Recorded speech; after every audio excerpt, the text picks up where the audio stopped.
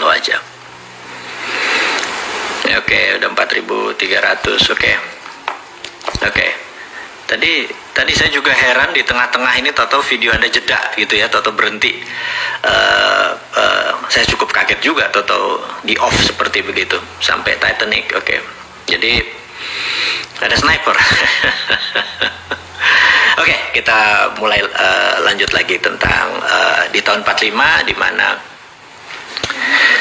Amerika sudah menjadi pemenang perang dengan Eropa dan Amerika control the world. Jadi ingat bahwa di tahun 45 itu terjadi sebuah keputusan adalah world currency adalah dolar, di mana delegasi Prancis tidak setuju, tapi 2 minggu kemudian delegasi Prancis menandatangani persetujuan tersebut, sehingga setelah persetujuan tersebut putus ya.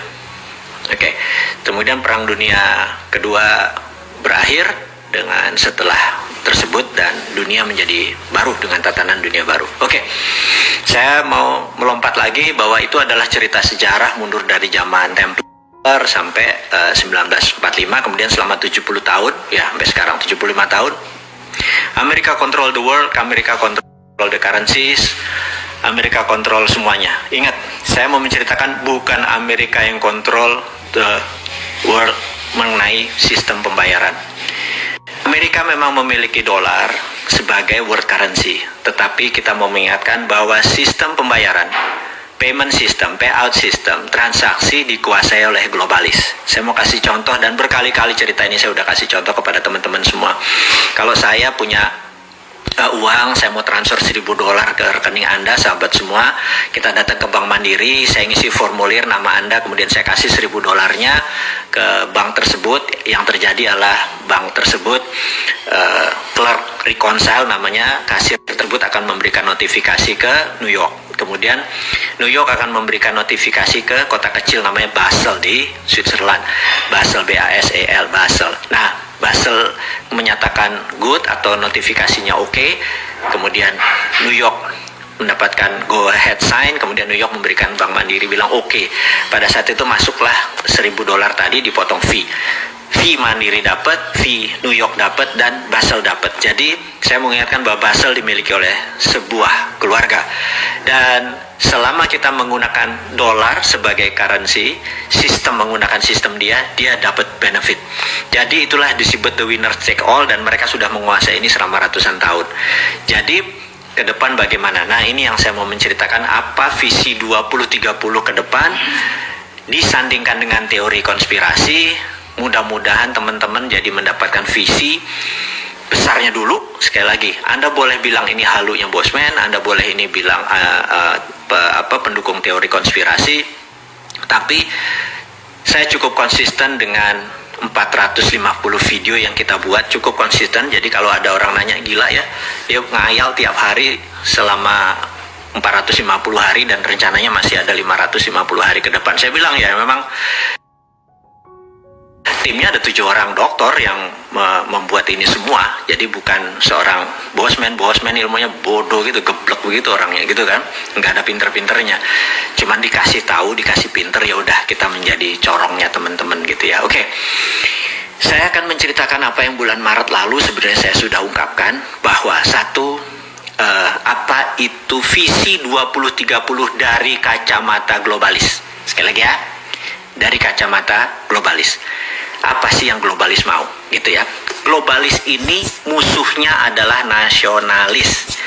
Jadi dia anti orang-orang yang nasionalis dan patriotis gitu, dia anti. Jadi saat ini yang paling on tohot, yang paling borokokok adalah si Trump itu. Dia nasionalis, patriotis. Globalis nggak suka gitu ya. Siapa lagi globalis? Globalis adalah yang mengatur tatanan dunia baru, bukan country.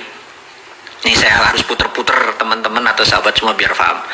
Oke, kita lanjut. Apa visi 2030 untuk globalis? Visinya dia ingin mengontrol currency. Oke, ini kalimatnya saya vulgarkan. Ada 20 step, 20 langkah yang akan dia lakukan dari sekarang sampai 2 tahun ke depan. Dari sekarang itu adalah sekarang ini nanti kita bahas ya. Jadi begini. Langkah 1, saya tulis ya, langkah 1. Langkah pertama adalah mengendalikan media mainstream di 194 negara. Saya ulangi lagi. Globalis mengontrol media mainstream, media utama di 194 negara. Gitu ya, Amerika, Indonesia, Tiongkok, nggak peduli dia. Pokoknya kontrol 194 negara, kontrol. Entah kontrol direct, indirect, payment, atau ada orang di dalam, terserah ya. Berapa lama melakukannya? We never know. Bisa 10 tahun, bisa 5 tahun, yang jelas mereka sudah mengontrol saat ini. Kemudian, nomor 2, melepas virus yang sedikit deadly, atau melepas virus yang lebih mematikan sedikit dibandingkan influenza atau flu. Gitu ya, langkah kedua. Langkah ketiga, semua media yang di tangan dia dibuat berita-berita bahwa COVID menakutkan, mematikan. Anda lihat video di Cina ada orang mati berdiri, di Italia ada gini, sahabat semua, itu by design, itu propaganda. Ya, nomor 3, create fear, menciptakan ketakutan. Keempat, menyarankan total lockdown. Nah, tujuannya apa? Tujuannya dia ingin memukul ekonomi hingga separuh dari transaksi di dunia saat itu, gitu ya. Kemudian dia ingin 50% populasi dari tenaga kerja menjadi unemployed, tidak bekerja. Oke? Dan ini dipukul bergantian dengan total lockdown di beberapa negara, gitu ya. Nomor 5, dia menyebarkan PCR yang sangat sensitif. Ini harus diingat lagi nih ya. Menyebarkan PCR yang sangat sensitif. Dengan kesensitifan yang sangat sensitif tersebut, sehingga di mana-mana COVID ini menyebar seakan-akan sangat cepat, gitu ya. Oke, saya lanjutkan lagi. Dan ini terus dipukul sampai November kemarin, yaitu karena tujuannya adalah political tool untuk memukul Trump. Jadi Trump menang atau Trump kalah, tugas COVID dalam political tool sudah selesai. Tapi tugas COVID sebagai pandemic, sebagai economic tool, sebagai biological tool, pandemic tool masih belum selesai. Sekali lagi, political tool sudah selesai. Nah, karena political tool sudah selesai, maka tugas COVID sudah berbeda nih ya, sekali lagi. Dan apa ini yang harus diingat? Maka tadi nomor 4 apa ya? Nomor 1, 2, 3. Ini saya skip ya. Oke. Setelah banyak lockdown, banyak pengangguran segala macam, nah ini yang paling penting. Akan diterbitkan placebo vaksin. Ini kurang ajar nih. Placebo vaksin ini tingkat penyembuhannya mungkin hanya setengah orang yang punya antibodi. Jadi gini, orang yang katakanlah dia OTG tanpa gejala, kemudian dia sembuh, tubuhnya sudah ada antibodi. Tapi mereka yang kena lebih severe, lebih parah, misalnya sampai dirawat, sampai perlu plasma atau sampai memerlukan itu, sembuh, maka antibodi dia lebih tinggi daripada yang OTG tadi. Nah, vaksin yang nanti yang kita sebut placebo vaksin ini bahkan tidak sampai setengah dari orang yang punya antibodi itu. Jadi rendah sekali, gitu ya, rendah sekali. Kita sampai tahap ini nih yang saya mau bicarakan. Lalu nanti, sekali lagi, ini belum terjadi. Ada 20, ini nomor 8. Saya ada beberapa yang saya skip sengaja ya, biar teman-teman terus intens dengan saya, intens dengan teman-teman di sosial media. Jadi ini nomor 8. Nomor 9. Nomor 8 itu apa tadi? Diterbitkan vaksin placebo. Ingat kenapa vaksin placebo? 40 tahun AIDS itu beredar di dunia, belum ada vaksinnya. Ya, sekarang kita mau nanya kenapa nih 1 tahun mendadak ada vaksinnya gitu ya. Oke, kita sekedar skip, hanya pertanyaan kritis aja. Nanti setelah vaksin placebo ini diterbitkan, ini sekali lagi saya baca dari data apa yang dimaukan oleh para globalis. Yang nggak percaya teori konspirasi, anggap ini dongeng gitu aja ya. Setelah ini akan disebar PCR yang low sensitivity. Jadi ingat ya, tadi disebar PCR yang high sensitif, sangat sensitif. Jadi semua orang akan jadi kena. Ini sekarang dibalik. Dia akan memberikan yang low sensitivity sehingga seakan-akan vaksinnya efektif. Nah, ini sadis yang ngomongnya ya.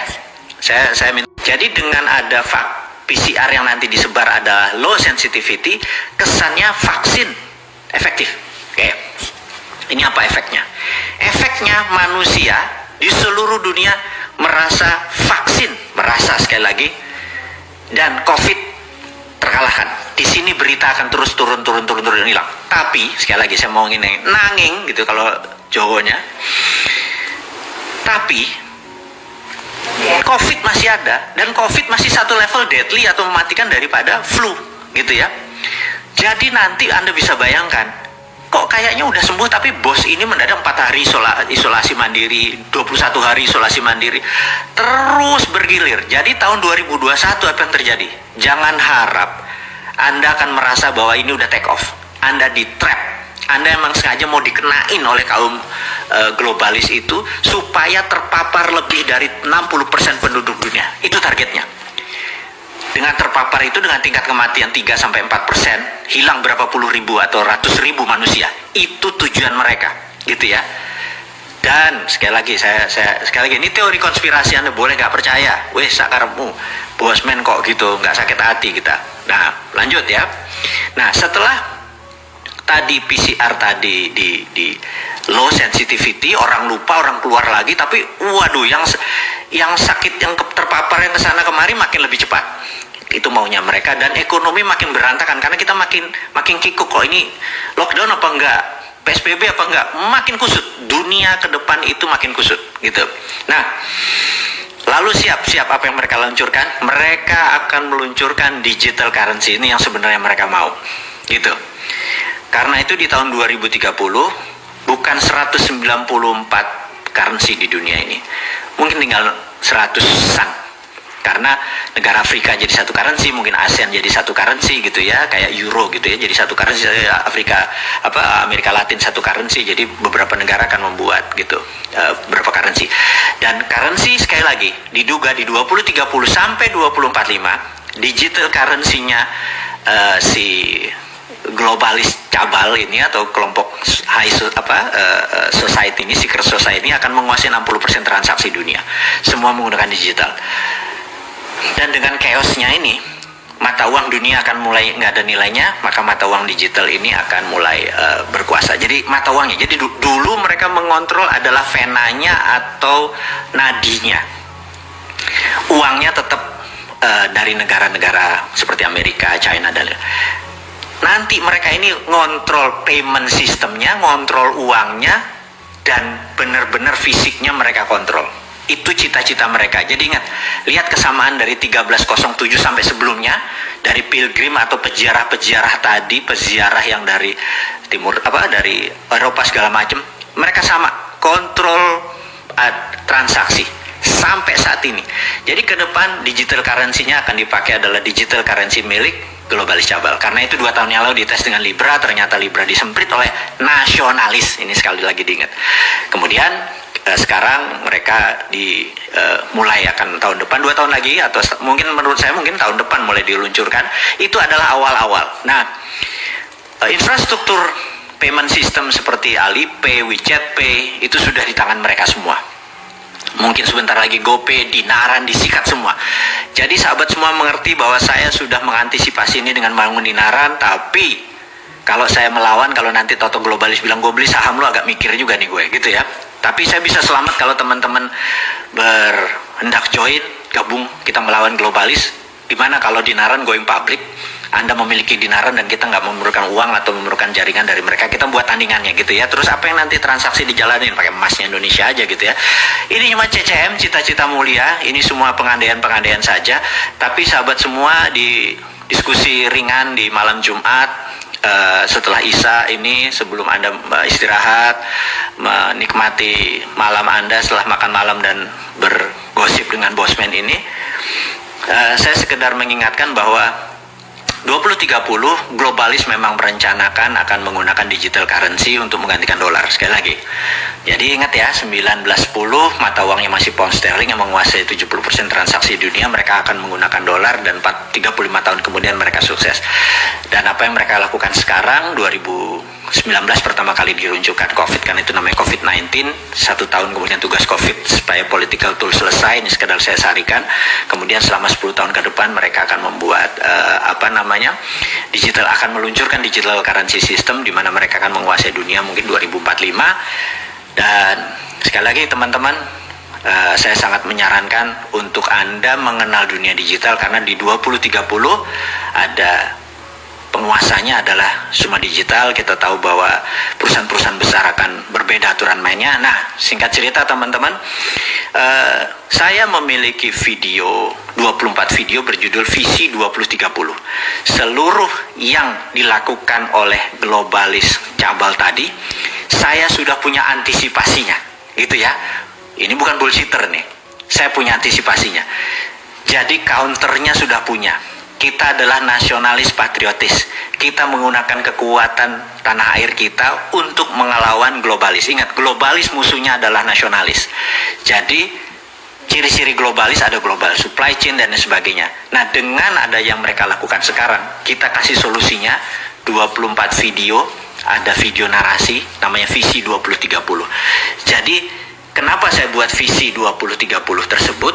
Untuk mengantisipasi visi yang dibuat oleh para globalis. Mudah-mudahan teman-teman dimanapun Anda berada, Bosman ujung-ujungnya jualan. Memang Bosman jualan, gimana sih? Jokowi aja jualan kok, jualan virus, jualan vaksin, jualan citra dirinya gitu ya. Dan sekali lagi saya mengingatkan teman-teman dimanapun, saya mohon maaf, kita potong dulu ya, karena itu baru nomor berapa tadi? 7, dimana saya ulangi, dimana mereka akan memberikan placebo vaksin, kemudian nanti ada PCR yang tidak sensitif, kesannya vaksinnya efektif, kemudian akan diluncurkan digital currency. Itu nomor 10. 10 lagi apa, Bosman? Nah, teman-teman, itu tetap menjadi rahasia saya. Saya ada 2. Anda nonton video tadi, Anda pasti akan dapat jawabannya. Tapi video yang 10 langkah tadi saya buka karena saya udah tahu. Bahkan di bulan Maret sebenarnya kalau Anda saya udah ngomong tuh yang 20 step itu.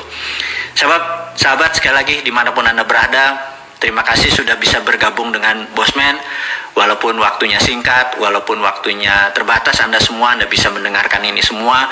Kita sudah hampir 3 bulan nih baru ketemu sekarang.